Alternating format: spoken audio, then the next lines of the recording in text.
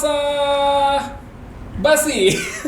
Bahasan santai tapi berisi. Hai. Hai. Selamat siang teman-teman Basah Basi yang mungkin udah kangen ya, rindu sama kita berdua. Enggak sih?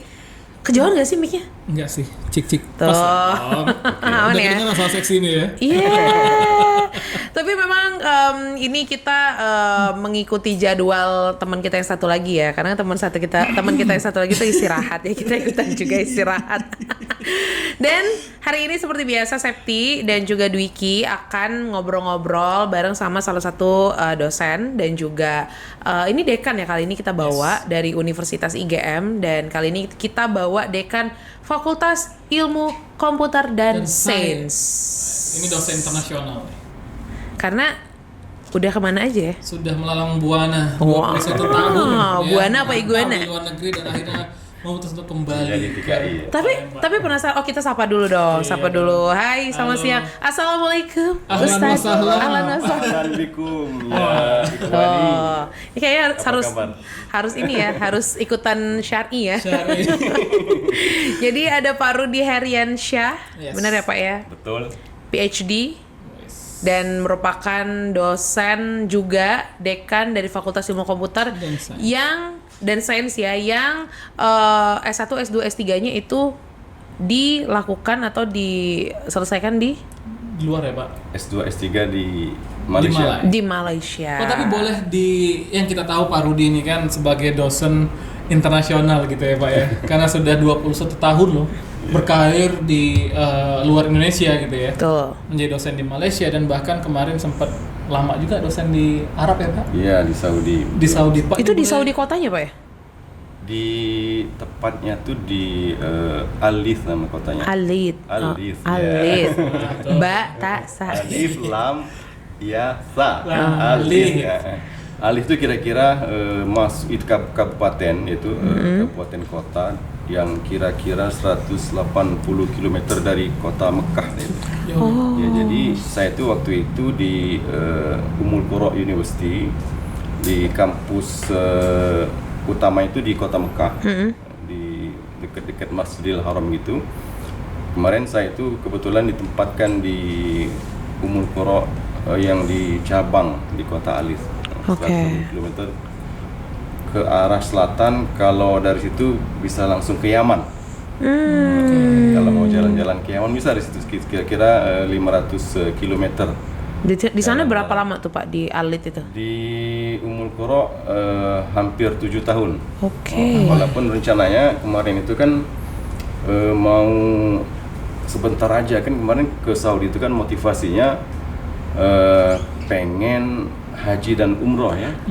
Oh, terus kejebak, Pak? Nunggu ya. Kejebak nggak balik lagi. Iya. Pak malah ngajar sana Pak. Terus? Ternyata pengen 1-2 tahun, asik juga ternyata walaupun panas ya. Jadi kira-kira di situ alhamdulillah sudah sempat menunaikan ibadah haji dan juga umroh. Berapa kali Tiap Pak tahun total? nggak Pak? Haji mungkin haji hanya 2 kali, kalau umrohnya banyak lah. Ya. Kayak jalan-jalan Iya, kan, jalan. sekalian. Pak, tapi boleh diceritakan dengan Sobat Basah Basi ini Pak, perjalanan Bapak dari S2, S3 di luar, kan di Malai gitu ya. Iya. Bapak bisa sampai ngajar di Ummul Qura itu gimana ini Pak, perjalanannya itu Pak Rudi? Wah, perjalanan panjang sekali itu Mas Dwiki ya. Kalau diceritakan kita bisa 7 hari 7 malam. Wah. Sampai lebaran monyet ya. Jadi saya itu selesai kuliah tuh sekitar tahun 99.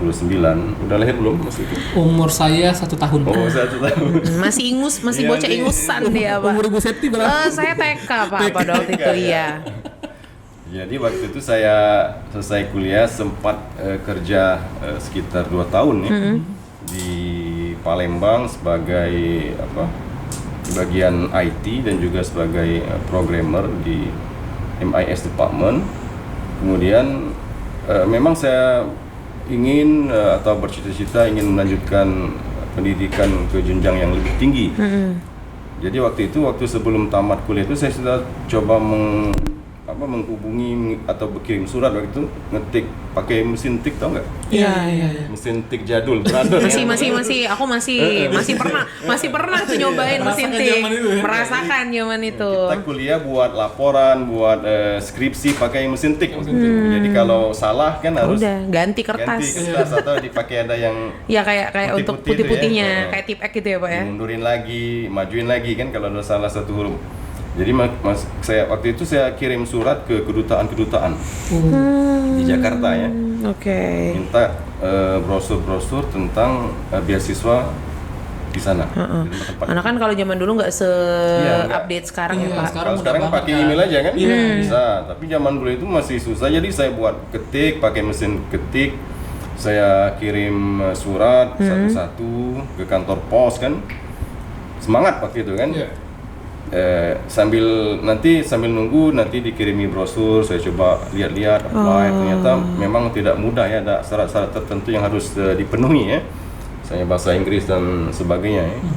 Kebetulan waktu tahun 2000 itu saya masih bekerja sebagai programmer juga waktu itu.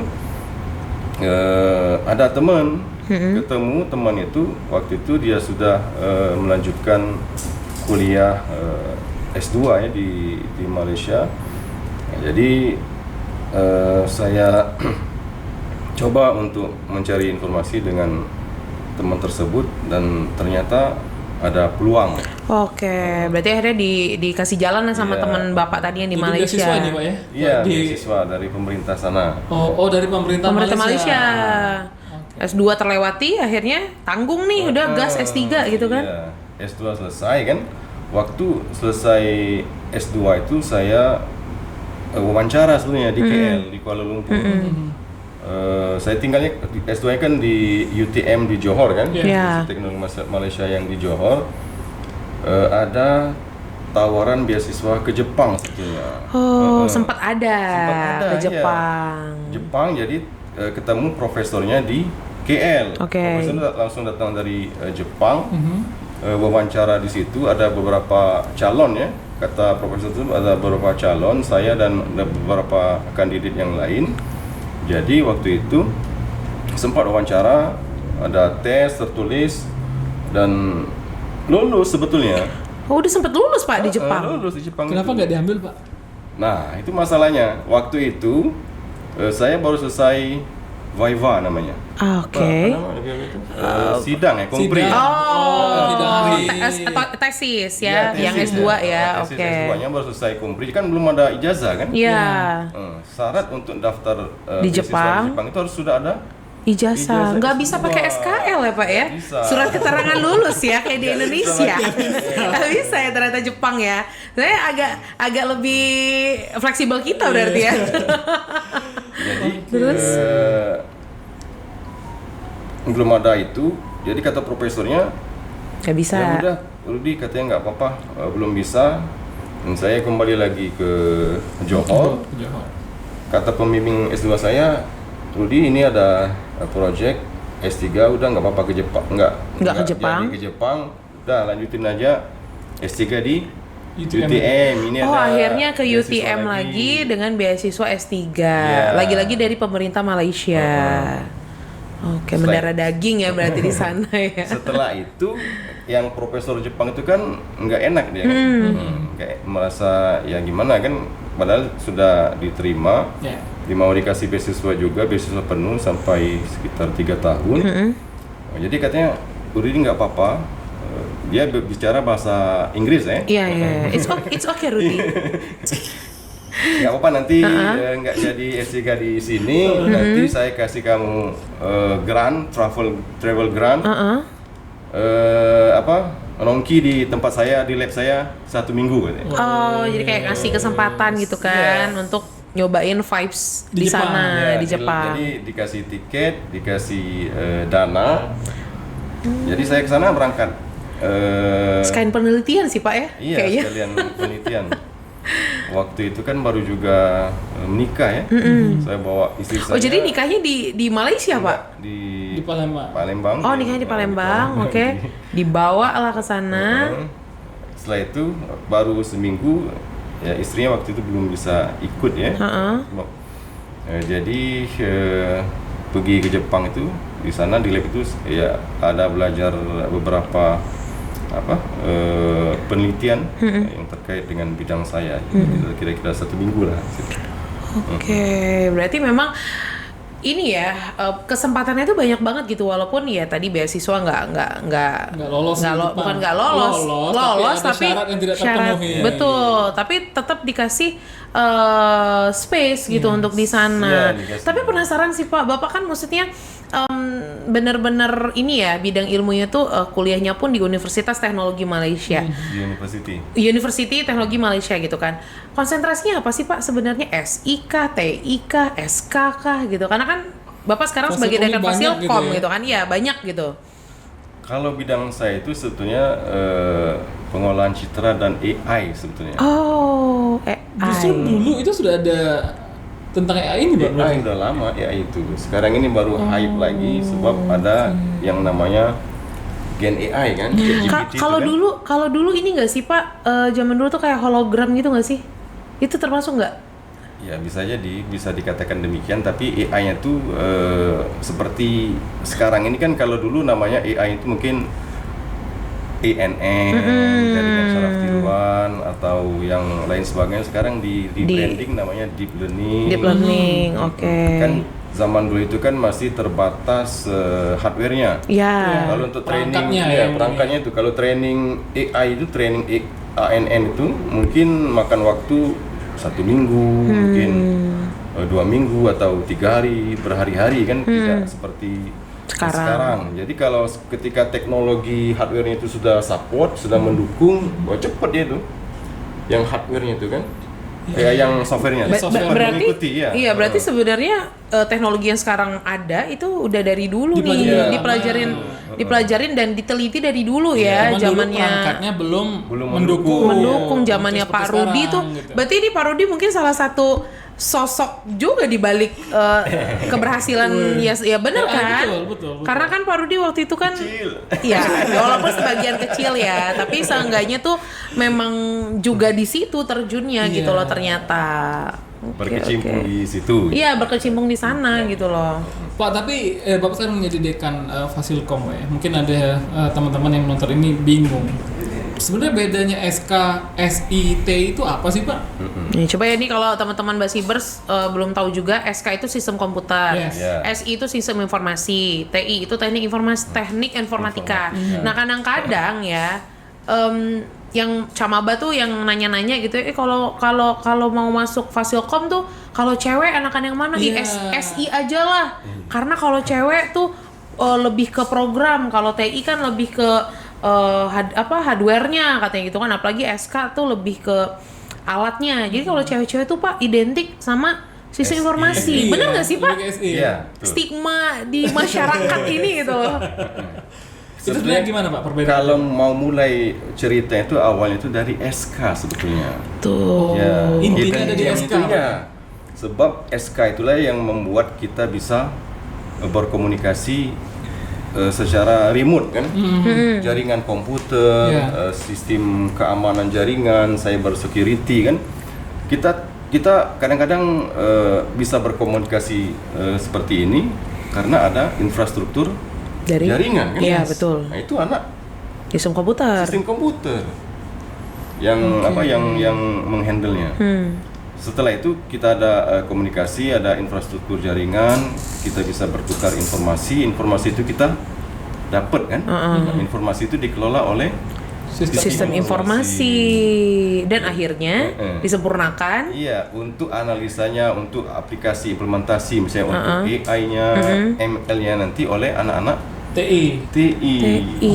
Mereka sebenarnya beririsan semua, bersinggungan di bidang ini. Karena kan kalau di lapangan, maksudnya di lingkungan kerja ya Pak ya, apalagi kan banyak sekarang perusahaan-perusahaan yang memang perusahaan IT gitu kan. 3 jurusan ini itu tuh sebenarnya dalam pekerjaan tuh saling bersinergi, beririsan gitu Pak. Saling ketergantungan lah. Betul, saling ketergantungan kayak anak akuntansi sama manajemen gitu kan, saling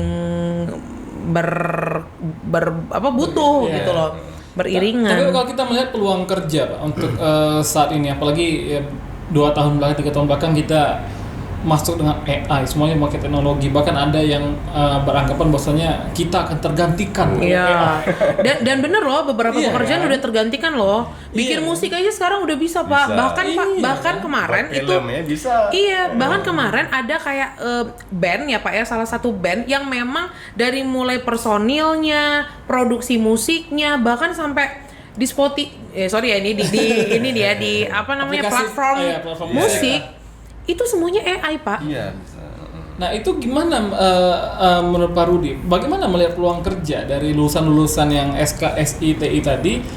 Apakah akan tergantikan dengan adanya AI ini, Pak? Oh iya. Sebenarnya peluang kerja untuk bidang ilmu komputer tadi ini ya, SK, SI, TI itu Basiber di luar sana ya, akan tetap terbuka ya, selagi mana adanya teknologi Betul. di dunia ini. Sebab komputer itu sudah merambah ke berbagai bidang. Tidak hanya bidang teknologi informasi itu sendiri kan, bidang-bidang teknik, ekonomi, kan? Pertanian. Bidang-bidang lain juga Semuanya. sudah ada komputerisasi, digitalisasi. Ya. Sekarang ini kita lihat lagi hype kan AI kan.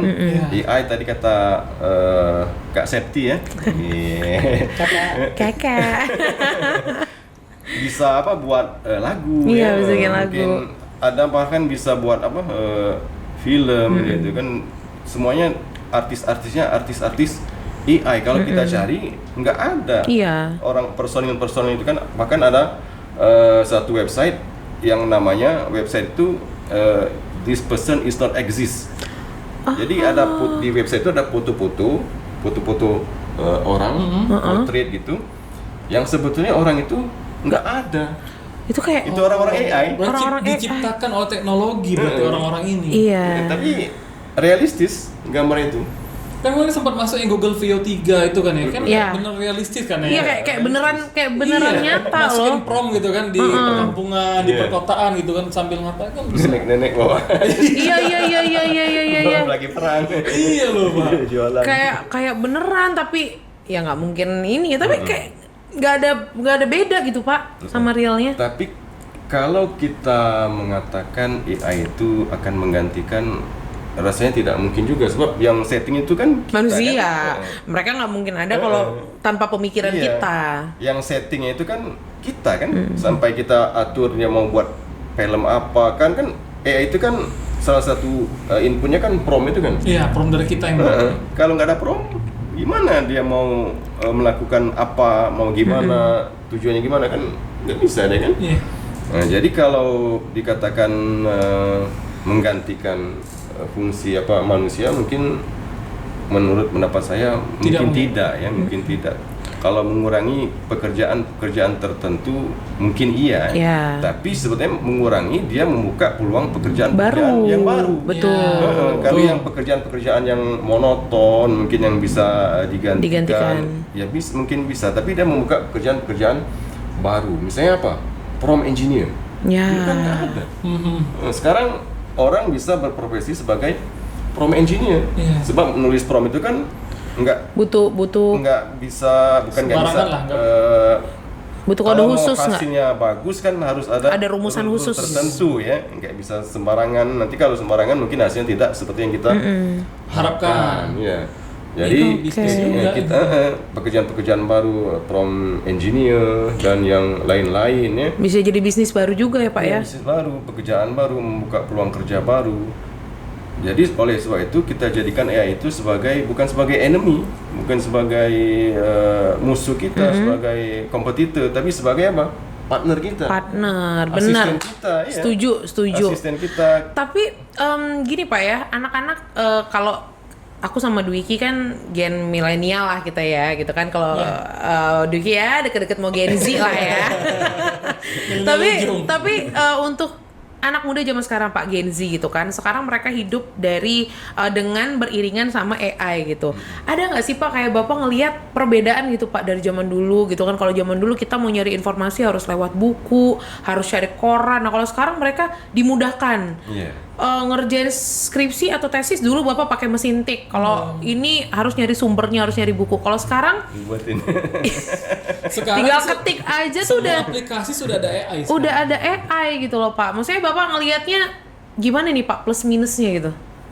Ya, Dari seorang Bapak kan pakar IT gitu kan. Kata Bapak tadi ya kalau bisa tuh beriringan. Tapi tuh kalau dilihat sekarang bukan malah beriringan. Anak-anak zaman sekarang tuh malah jadinya males dan butuh gitu loh. Iya. Jadi kayak udahlah, ada ini tanya aja sama ini gitu. Iya, sebenarnya kita tidak menghalangi ya mahasiswa kita, anak-anak kita untuk memanfaatkan sebaik-baiknya secara optimal AI ini ya. Silakan, nggak apa-apa kalau kita belajar di kelas nanti anak-anak itu menggunakan AI tidak apa-apa. Tapi misalnya kalau untuk mencari informasi kan kalau pakai yang GPT base itu kan lebih informasi kan lebih cepat, lebih komprehensif ya dibandingkan kita mencari sendiri di Google. Ya nggak apa-apa kalau mau menggunakan itu sebagai sumber referensi kadang-kadang juga tidak tepat, harus dicek lagi. Maksudnya sebagai jembatan pertama untuk mencari informasi yang banyak itu kan, informasi ini kan terlalu banyak. Jadi kadang-kadang kita susah memilih informasi apa yang tepat yang kita inginkan. Jadi kalau kita gunakan AI, dia bisa memberikan informasi yang tepat. Kayak udah disaring gitu kan, udah difilter akhirnya. Kalau di Google kan kita masukin keywordnya. Kalau di search engine kan kita masukin, dia keluar semua walaupun mungkin yang tidak berkaitan. Kalau digunakan yang AI base, udah tersaring deh kan. Nanti betul.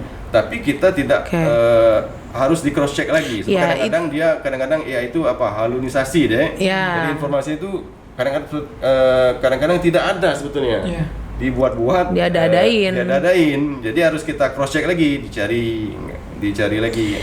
Ya intinya sepinter-pinternya AI, akal kita harus tetap dipakai. Iya. Jadi balik lagi menjadi pressure untuk anak muda zaman sekarang gitu ya, untuk bisa multitasking, harus bisa tahu tentang perkembangan zaman. Iya. Tapi aku penasaran nih, kan kalau di IGM ya teman-teman, Fakultas Ilmu Komputer itu dan Sains gitu kan. Kalau tadi kita bahas ada prodi sistem komputer, sistem informasi, teknik informatika. Ada 2 prodi yang juga termasuk gitu kan. Ini yang paling berbeda Pak gitu ya dari universitas kampus-kampus lain lah ya gitu kan. Atau Fasilkom pada umumnya. Iya, Fasilkom pada umumnya gitu. Ada 2 prodi yang nyantol juga nih di sini. Ada kimia dan biologi. Nah, itu gimana sih Pak? Kenapa gitu loh bergabung? Kan kadang-kadang juga calon mahasiswa tuh nanya Pak, ini di Fakultas Ilkom karena biasanya kadang-kadang gabungnya tuh di FK atau gabungnya di teknik kayak gitu Pak. Nah kenapa kalau di IGM itu gabungnya di Fasilkom? Iya. Boleh Pak sekalian dijelasin. Mungkin secara mudah difahami kan ada sains. Sama-sama ada sains. Sama-sama ada sainsnya. Computer science ya. Iya. Satunya kan natural science. Natural kalau di Inggrisnya kita nggak buang itu ya. Jadi Computer and Natural Faculty of Computer and Science. Natural Science. Sains alam ya. Iya. Jadi sebetulnya berdirinya 2 prodi kimia dan biologi ini salah satu dasar untuk fakultas kedokteran. Ya, support sistem dari Fakultas Kedokteran. Jadi ilmu dasar itu kan salah satunya adalah kimia dan biologi. Dan seperti yang selalu diinginkan Pak Rektor itu, kalau bisa kita jadikan kimia dan biologi ini sebagai salah satu pusat ilmu atau pusat sains unggulan. Itulah kan kita ada ini beasiswa itu ya. Iya, beasiswa. Beasiswa untuk youth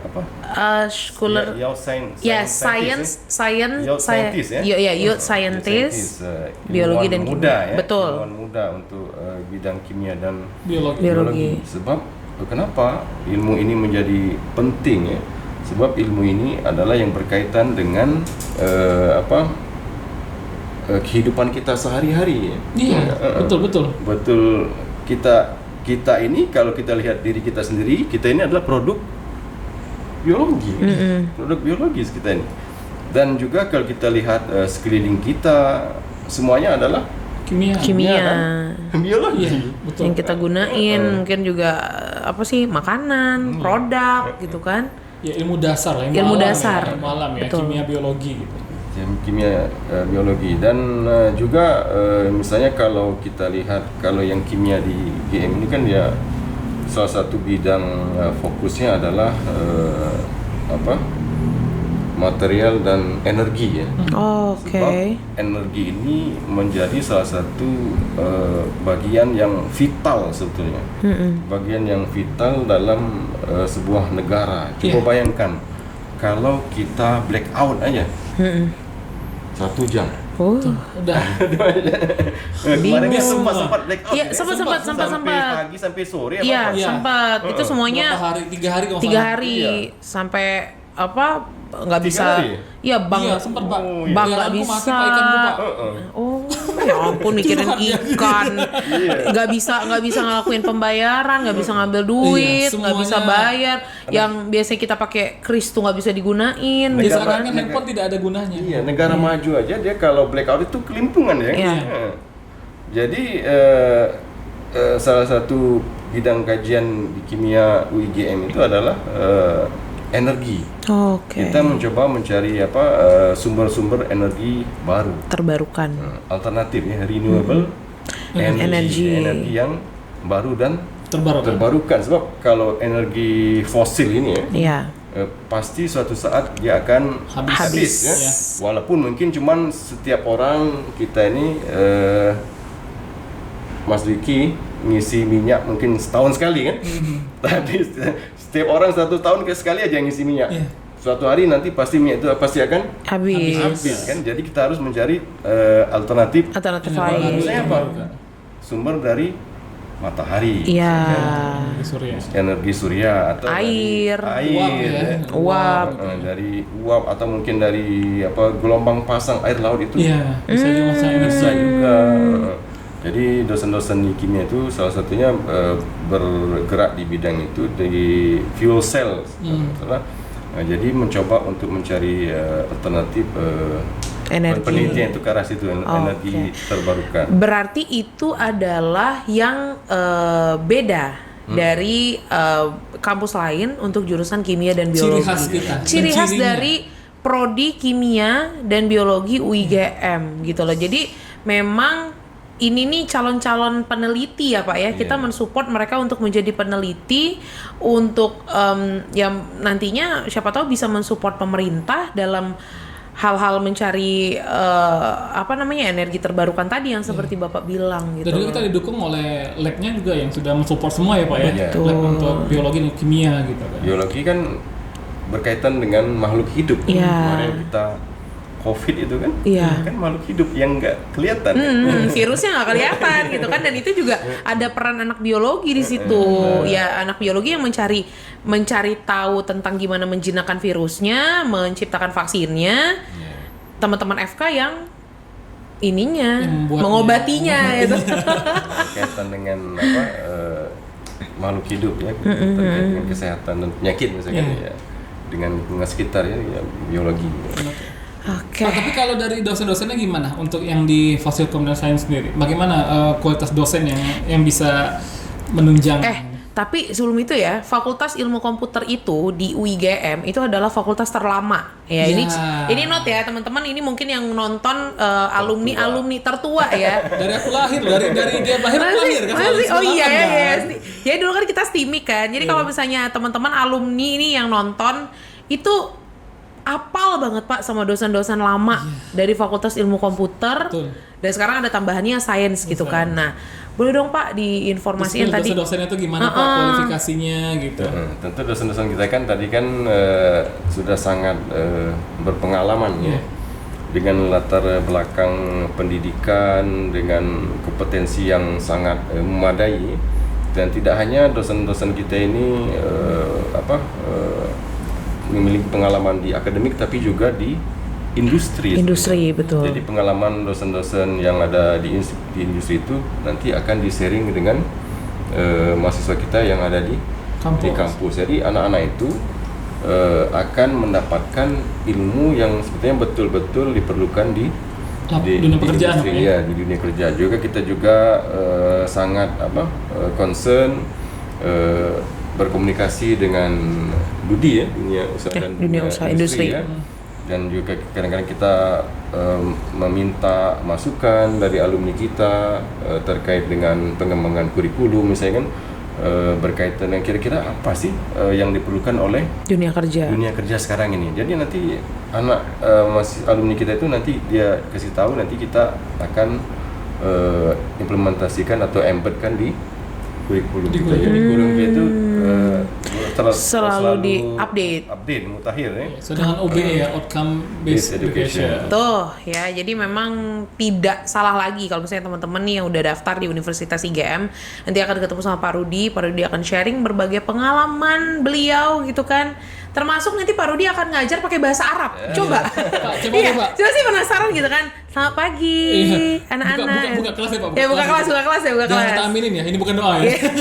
Coba ini Septi sama Dwiki nih mahasiswanya Pak. Iya. Coba nih ini trial ya teman-teman ya. Yang calon mahasiswa baru nanti kalau diajar sama Pak Rudi request ya Pak. Karena dari tadi mungkin kalau perhatiin Pak Rudi ini ada logat Malaynya masih kental. Iya kan? Masih. Arab juga. Kayak tadi kan ya Mike kan Arab juga kan. Iya. Dan kalau di Arab itu panggilnya tadi apa? Ustadz. Profesor ya. Ustadz profesor tuh. Coba Pak, silakan Ustadz profesor. Silakan. Assalamualaikum ya syabab, ahlan wa sahlan fi barnamij podcast Basa Basi ma'i ismi Rudi wa hadha Dwiki Septi ya. Ahlan wa sahlan. Ahlan wa sahlan. Jangan diaminin. Bukan untuk doa editor, ini. Untuk editor tolong ya buat translate-nya. Ya, tolong editor sini, nanti gitu, dibikin. Nanti tanya aja translate-nya ya. Nah, jadi memang itu dia tadi ya, Universitas IGM itu ya bukan cuma Fasilkom ya Pak ya, dan utamanya sebenarnya Fasilkom itu mempunyai dosen-dosen yang memang jam terbangnya ini ya itu dia tadi dosen internasional gitu loh. Ada baru pulang dari Belanda kan kemarin Pak ya? Iya Pak Riki. Pak Riki ya kan dari Belanda. Nah lah Belanda pulo, iya kan. Sangat multikultural ya IGM ini ya. Berarti emang dosen-dosen di Fasilkom dan Sains, dan dosen-dosen di prodi lain ya, itu memang Tapi ini ngomongin dosen-dosen prodi sains. Jadi aku tuh Fasilkom dan Sains ya. Jadi aku kan sempat beberapa kali tuh ngobrol sama Pak Iqbal. Pak Iqbal itu kan Kaprodi Biologi ya Pak ya, Kaprodi Biologi. Tahu gak sih teman-teman ya, Pak Iqbal itu bisa dia kayak sebulan full ke hutan. Iya. Tahu gak ngapain? Mengamati burung. Beda dengan Pak Iqbal, aku kan hobi hewan Pak ya, hobi ikan. Aku hobi ikan. Kemarin kan Pak Iqbal sempat share hasil penelitian tentang ikan sungai itu yang ada di Sungai Musi. Dan itu relate loh dengan berguna ya? Yang ada di akuarium. Oh berarti nama latinnya ini dan ini. Dan aku bisa melihat ada ikan yang memang benar-benar asli dari Sungai Musi. Itu Indonesia sudah mendunia ikan itu. Bukan. Namanya ikan dat, namanya ikan harimau, ikan elang namanya. Nama ikan elang, ikan harimau. Nah, jadi itu memang penelitian-penelitian dari dosen-dosen biologi ya dan sains lah, biokimia, Fasilkom Sains itu bisa digunakan di internasional gitu, di dunia gitu. Jadi memang istilah itu nggak kaleng-kaleng sih. Iya benar. Jadi aku amazed banget Pak sama Pak Iqbal. Jadi kayak kadang tuh ngilang Pak Iqbal kan, pasti lagi di hutan nih gitu. Tiba-tiba ngirim foto burung ya, gitu. Kira-kira tiba-tiba ngirim foto burung gitu kan. Oh, lagi ngamutin burung yang ini nih. Itu jadi banyak tuh sekarang kan Gen Z juga seneng Pak sama ya maksudnya tertarik ya sama keilmuan seperti itu ya. Jadi nggak ada salahnya nih kalau misalnya pengen masuk ke sini karena dosen-dosennya kayak gitu. Siapa tuh diajak ke hutan sama Pak Iqbal. Keragaman hayati ya. Iya. Memang anak-anak biologi itu memang praktiknya langsung ke sana. Karena mereka ke Bangka kan Pak ya? Iya. Pak Iqbal itu kan salah satu expert di bidang perburungan. Iya. Kalau nanya-nanya burung bisa nanti ditanya Pak Iqbal. Iya, kayak Pak Iqbal tuh spesialisasi burung. Ada Nur tuh. Aku gara-gara temenan sama Nur Pak, itu tahu jadi kembang-kembang. Iya. Dia karena suka bunga ya. Dia suka bunga, tanaman gitu. Jadi kayak oh iya ya sebenarnya tuh selama ini kita tuh melihat bunga-bunga tapi kita tuh nggak tahu gitu loh. Setelah kita selamin, oh berarti ini nih namanya ini indah juga ya, bagus juga ya. Dan bahkan hebatnya lagi pas acara kemarin kan, acara kampus itu Open Campus Man, ada alat dari Fasilkom yang berguna untuk sains kan kemarin Pak, ya. Itu alat dari prodi sistem komputer. Alat itu digunakan untuk ngecek gula darah. Nah, jadi memang bukan hanya fakultas saja, fakultas Fasilkom dan sains, tapi yang prakteknya juga bisa korelasinya bisa kuat gitu. Jadi kan kalau biasanya tuh alat ya alat ya teman-teman ya. Alatnya itu kan misalnya ditusuknya tuh sama jarum gitu kan. Nah, ini tuh tinggal masukin gitu terus kayak invasif ya kayak enggak merusak, enggak menusuk. Kayak termometer jadinya Pak ya. Iya, jadi ya itu semoga alat itu bisa menjadi suatu alat yang bisa membanggakan ya Pak dari Fasilkom dan dikembangkan ya. Ya kalau bisa dikembangkan, siapa tahu ada yang mau investasi langsung sama alat ini, siapa tahu ada yang nonton mau investasi, bisa hubungin Pak Rudi ya. Boleh. Kerjasama, siap kerjasama. Nah, kerjasama, kolaborasi. Nah, Pak Rudi, boleh dong teman-teman basa-basi nih dan juga calon mahasiswa baru Universitas IGM itu diajakin nih untuk masuk ke Fasilkom di prodi-prodi yang ada seperti SI, TI, SK, kimia dan juga biologi. Silakan Pak Rudi. Ya, jadi adik-adik di luar sana calon mahasiswa jangan ragu-ragu ya untuk bergabung di Fakultas Ilmu Komputer dan Sains. Jadi tinggal pilih ya. Kita ada sistem komputer, sistem informasi, teknik informatika, kimia, biologi dan juga kita ada satu lagi. Magister Ilmu Komputer. Tuh Pak Rudi ntar kita kena marah Pak Gasim nih keasikan ngobrolin burung. Ya maksudnya burung yang di Pak Iqbal. Ya, bukan burung. Jadi mari bergabung di Fakultas Ilmu Komputer dan Sains UIGM. Kita dengan dosen-dosen yang berpengalaman, berkompeten sesuai bidang ilmu komputer dan sains ini, dan juga pengalaman tidak hanya di dalam negeri tapi juga di luar negeri, pengalaman pengajaran, pengalaman penelitian sudah internasional, dan kami akan memberikan yang terbaik dalam bidang ilmu komputer dan sains ini kepada adik-adik. Mari bergabung di UIGM. Jangan lupa slogannya Pak Rudi. Your success is our commitment. Nah, untuk tadi tuh Magister Ilmu Komputer ya, itu ada kelas karyawannya, teman-teman. Jadi kalau misalnya untuk teman-teman yang kerja gitu ya, mau kuliah nih, mau S2, nah masuk aja ke Magister Ilmu Komputer. Di S1 juga ada kelas S1 karyawan. juga ada kelas karyawan, tapi ini untuk yang udah kerja dan pengen lanjut S2. Betul. Biasanya kayak gitu. Atau alumni-alumni IGM ada diskon khusus untuk alumni IGM ya. Nanti kita invite Pak Gasim ya ke sini ya. Ngobrol sama Pak Diki juga. Gratis biaya parkir. Bener. Special diskon lah. Special diskon ya. Dan sekarang kita masih ada di gelombang ketiga ya teman-teman. Jadi silakan untuk daftar di pmb.uigm.ac.id dan jangan lupa untuk cek Instagramnya di @universitas.igm dan TikToknya juga di @universitasigm ya. Jangan lupa untuk gabung bareng sama Universitas IGM. Oke. Terima kasih untuk Palembang, untuk UIGM ya. Yang pertama ya. Untuk UIGM, terima kasih untuk Universitas IGM dan juga tentunya Palembang Info yang sudah support kita. Dan terima kasih untuk Pak Rudi ya. Semoga sukses terus. Sehat-sehat sih yang penting. Kalau sukses sih udah dibilang Pak Rudi aku jamin sehat karena pas main badminton, anak muda kalah, luar biasa semesteran Pak Rudi. Ya, dosen-dosennya bukan cuma bisa ngajar, bisa ngedebas juga. Oke. Terima kasih Pak Rudi. Terima kasih banyak untuk sobat basa-basi basibers gitu ya. Terima kasih udah menyaksikan basa-basi. Ditunggu untuk episode selanjutnya.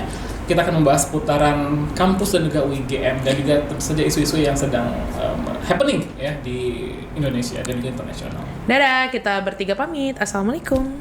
Assalamualaikum.